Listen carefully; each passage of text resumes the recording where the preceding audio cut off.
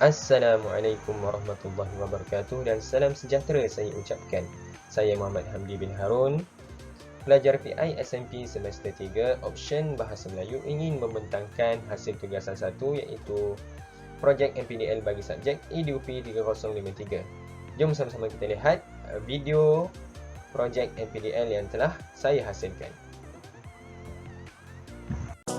Hai semua, pada hari ini kita akan belajar mengenai jenis-jenis ayat dalam bahasa Melayu.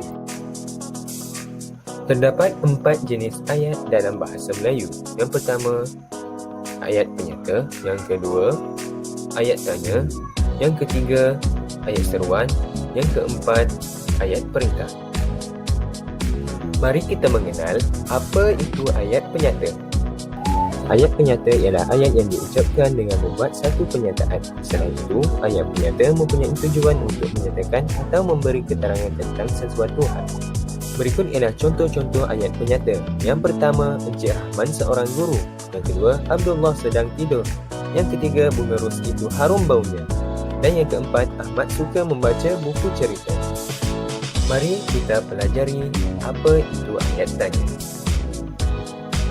Ayat tanya ialah ayat yang digunakan untuk tujuan menanyakan sesuatu hal. Ayat tanya terbahagi kepada dua, iaitu ayat tanya tanpa kata tanya dan yang kedua ayat tanya dengan kata tanya. Contoh ayat bagi ayat tanya tanpa kata tanya. Yang pertama, dia tersenyum. Yang kedua, adik masih menangis. Yang ketiga, awak sudah sarapan? Seterusnya, contoh ayat bagi ayat tanya dengan kata tanya. Yang pertama, siapakah Perdana Menteri Malaysia yang pertama? Yang kedua, di manakah awak tinggal? Dan yang ketiga, berapakah harga sebuah buku ini? Ayat seruan. Ayat seruan ialah ayat yang diucapkan dengan nada atau intonasi seru untuk tujuan melahirkan suatu keadaan, perasaan seperti takut, marah, takjub, geram dan sakit. Dalam tulisan, intonasi seru digambarkan dengan tanda seru yang diletakkan di akhir ayat sama ada ayat itu didahului oleh kata seru atau tidak.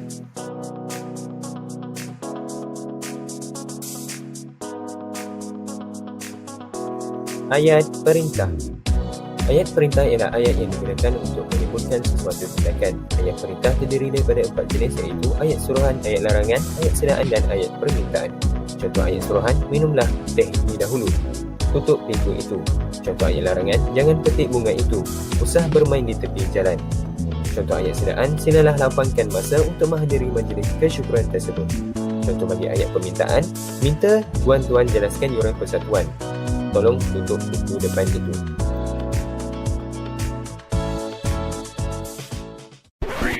Using Powtoon.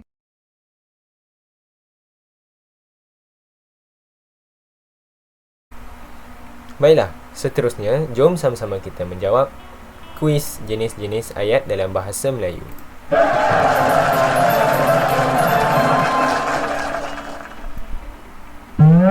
Soalan pertama. Jangan membuat bising di sini. Jawapannya adalah ayat larangan.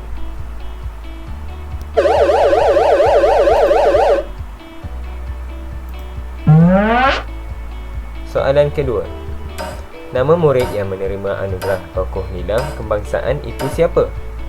Jawapannya ialah ayat tanya.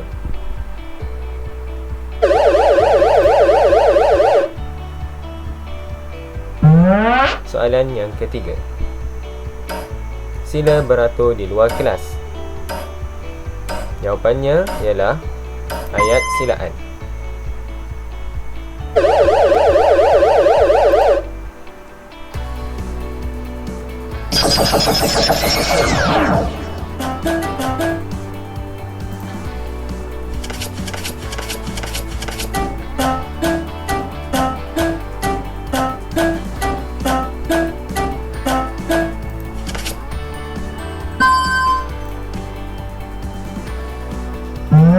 Soalan yang keempat. Jagalah kebersihan diri dan persekitaran selalu. Ayat perintah.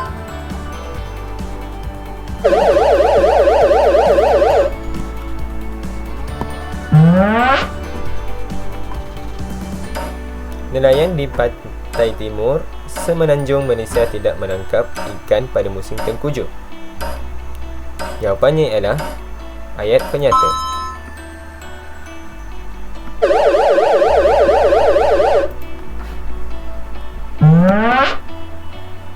Soalan yang keenam, remaja janganlah mudah terpedaya dengan budaya hedonism. Jawapannya ialah ayat larangan.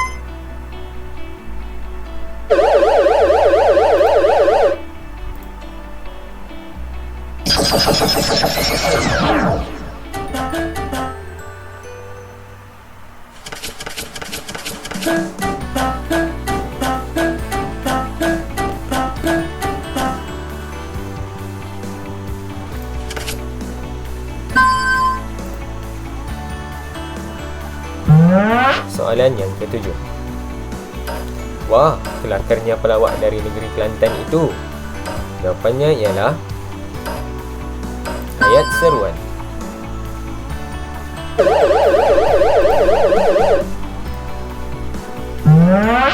Soalan yang ke-8. Minat membaca dalam kalangan anak-anak perlu dipupuk sejak kecil. Ayat penyata.